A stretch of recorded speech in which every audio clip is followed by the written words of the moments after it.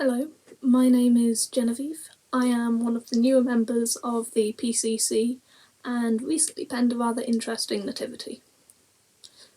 I am also quite well known for having a weird interest that I have taken to study at university.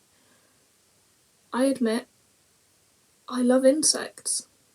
I love how something so small can impact something as large as an entire ecosystem, how they can refresh and rejuvenate the soil, pollinate flowers and fruits, and clean up the waste that we as a species leave behind.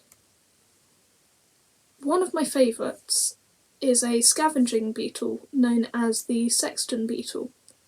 It feeds on the remains of other animals, which at first seems gross or disgusting, but only as you take a closer look do you see it raising its young, caring and feeding for them until they are able to look after themselves.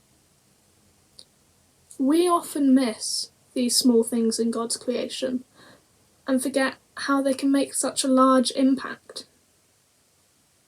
In Genesis chapter 1, the whole ecosystem is described. In verse 12, the land produced vegetation, plants bearing seeds according to their kind, and trees bearing fruits, its seed according to their kinds. And God saw that it was good. In verse 21, so God created great creatures of the sea and every living and moving thing with which the water teems, according to their kinds, and every winged bird according to its kind. And God saw that it was good.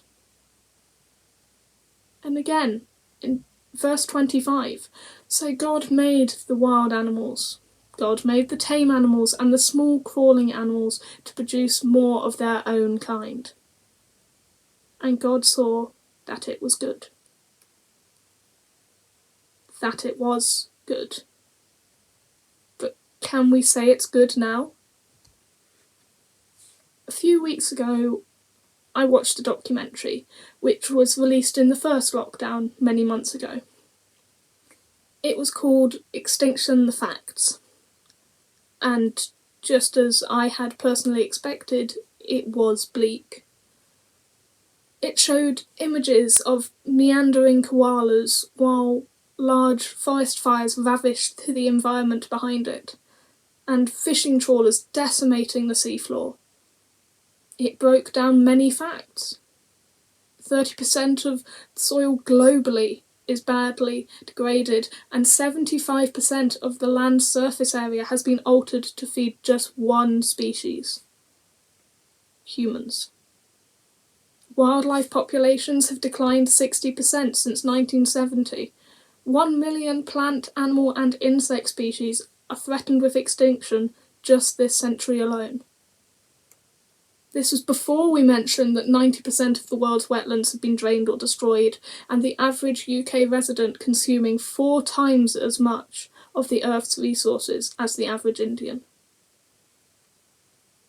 It also explained how this pandemic was caused by our own encroachment and damage to the environment around us, and that if we don't change our ways, this will not be the only world pandemic of my generation's lifetime. This documentary did show hope, with gorillas returning from near extinction due to humans providing both for their own needs in farming, but also the gorillas, putting them forward and looking after and caring for their needs too. It had economists looking at projections of developing a green economy for society, and how, with efforts from governments, the world could quite easily switch. However, a similar programme aired a few nights ago. It was the final episode of the newest David Attenborough series, A Perfect Planet, entitled Humans. It too did show hope in the form of planting acacia trees to halt the spread of Saharan deserts and droughts. But it hit harder with bleaker news. 40% of all food made and harvested in the UK is wasted. And that carbon dioxide levels did not stall, they didn't slow. While the pandemic occurred, while we were in lockdown, in fact, they reached a new high. Last year, the Church of England introduced a goal to become carbon neutral by 2030. And we've already lost 1 whole year to the pandemic. We're down to 8 years and 10 months, and counting. So, is the church doing everything it can? It's often said that the building is not the church, but the people inside. So, as the body of the church, are we doing everything we can? We each have a responsibility to lower our own carbon footprints and be greener in our lifestyle, but how many small things just slip us by? When we buy food, are we sure that it's produced sustainably? Are our clothes? Are we wearing man-made fibres, which shed microplastics each time they washed? Are we buying more than we need and wasting it on our plates, or just leaving it to collect dust in a cupboard? Do we check that we're using renewable energy and as little water as possible? I'm sure I'm not the only one who enjoyed the birdsong of the first lockdown, or the escape from the house into a beautiful scenery for just an hour of exercise each day. Those birds were originally thought to be singing louder than they previously had, but in fact they were quieter, as there was no need to shout over the drones of traffic and everyday life. So should we be shouting over? There are many projects out there for which the church could get involved.